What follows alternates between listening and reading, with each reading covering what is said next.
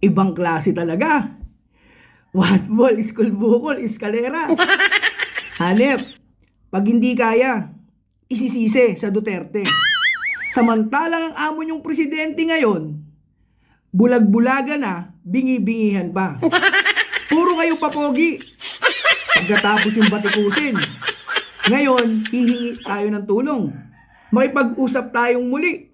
Hanep, samantalang diring-diri kayo at kung bansagan nyo ang kapwa nyo senador na tuta o alipin ng mga Chino, hanep, para kayong napakalinis. Ngayon Gago! naman, ganito na ang nangyayari sa bansa at hindi nyo na kaya. Ibabalik nyo sa dating namamahala. Ibang klase talaga.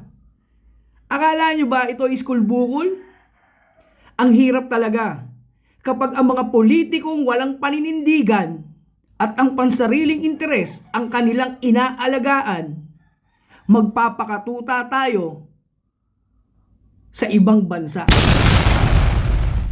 Humihimod tayo ng puwet kay Uncle Sam. At ngayon, tagilid ang laban,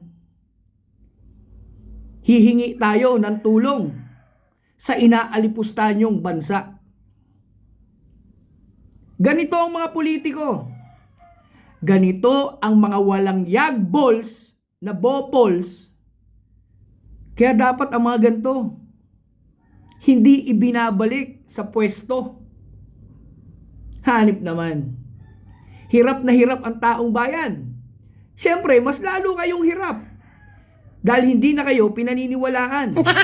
Kaya ang tanging nyo na lang kailangan gawin, ibalik ang sisi kay Rodrigo Duterte. School bukol, bopol. Ingat.